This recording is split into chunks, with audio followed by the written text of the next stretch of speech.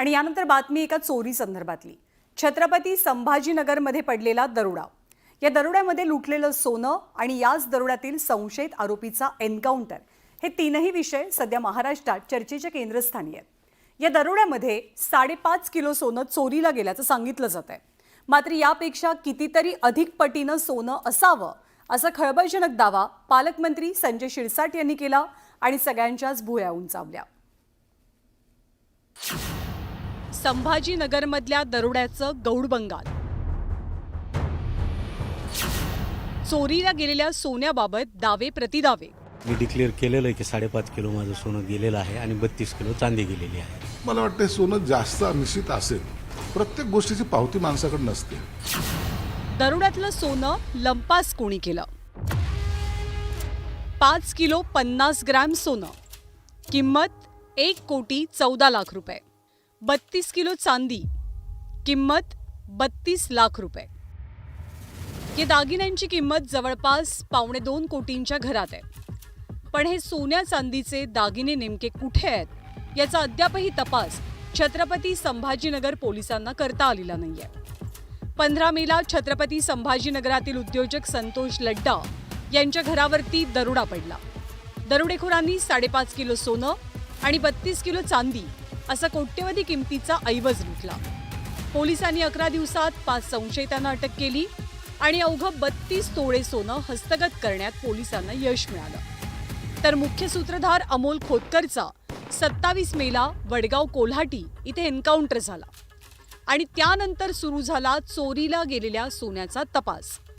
तब्बल 5.5 किलो सोन्याची चोरी होऊन सुद्धा पोलिसांच्या हाती केवळ 32 तोळे सोनं लागलंय। त्यामुळे उरलेलं सोनं गेलं कुठे याची चर्चा रंगली आणि पालकमंत्री संजय शिरसाट यांनी थेट पोलीस आयुक्तांची भेट घेतली। या भेटीनंतर त्यांनी या सोन्याबद्दल मोठा दावा केलाय। आताही पोलीस कमिशनरनी ज्याच्या घरी लड्डा नावाचं घर असतं त्याला बोलवलं, त्याच्याकडून माहिती घेतलेली आणि मला वाटतं सोनं जास्त निश्चित असेल। प्रत्येक गोष्टीची पावती माणसाकडे नसते। कधीतरी आम्ही सुद्धा सोनं विकत घेतो ना, तर पावती घ्यायचं विसरतो किंवा पावती ठीक आहे गहाळ होतात काय होतात, तर ते जास्त असावं असं सगळ्यांचं मत आहे आणि त्यांच्या त्या लड्डाच्या मित्रांचं सुद्धा मत आहे।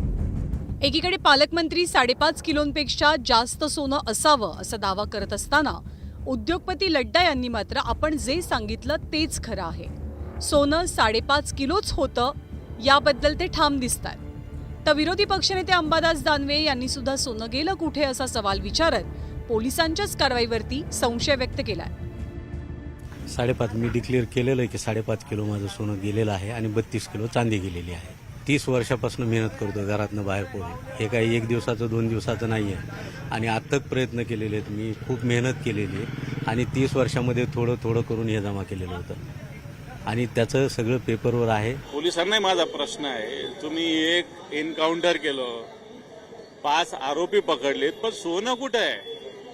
लोक तर असं म्हणतात सोन्याच्या वाट्यातूनच अशा पद्धतीने एन्काउंटर झाला असं लोक म्हणतात। मला माहिती नाही सत्यता। मी काही पोलिसांच्या कारवाईचं विरोध करत नाही, पोलिसांनी कारवाई केलीच पाहिजे, पण एवढं करून जेवढं 5-5.5 किलो जे काही सोनं आहे ते कुठे आहे हा प्रश्न जनतेच्या मनात आहे।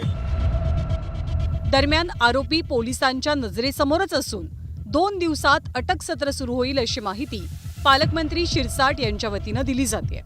ज्यांच्यावर शंका व्यक्त केलेली ते आता आजच त्यांच्या चेहऱ्या समोर आहेत, परंतु ते आज अरेस्ट करत नाहीत, करतील 2-3 दिवस जाऊ द्या। वातावरणामध्ये जी काही लाट येते ना, एन्काउंटर झाल्यानंतर मग काही लोक संघटना येतात, मग आणखीन काही दबाव येतो पोलिसांवर, ते 2-3 दिवसामध्ये सगळं निवळेल आणि मग आरोपीचे अटक सत्र सुरू होईल। एकूणच लड्डा यांच्या घरावरच्या दरोड्यानंतर अनेक प्रश्न अनुत्तरित आहेत। या दरोड्यामध्ये ज्या आरोपीचा साधा उल्लेखही पोलिसांनी केलेला नव्हता त्याचाच एन्काउंटर झालाय। विशेष म्हणजे पोलीस या प्रकरणी काहीच बोलण्यास तयार नाहीये। आरोपी अमोल खोतकरच्या कुटुंबानं या बनावट एन्काउंटरचा आरोप केलाय। त्यामुळे या प्रकरणाविषयीचं संशयाचं धुकं अधिकच गडद बनू लागलंय। सिद्धार्थ गोदामसह ब्युरो रिपोर्ट, न्यूज 18 लोकमत।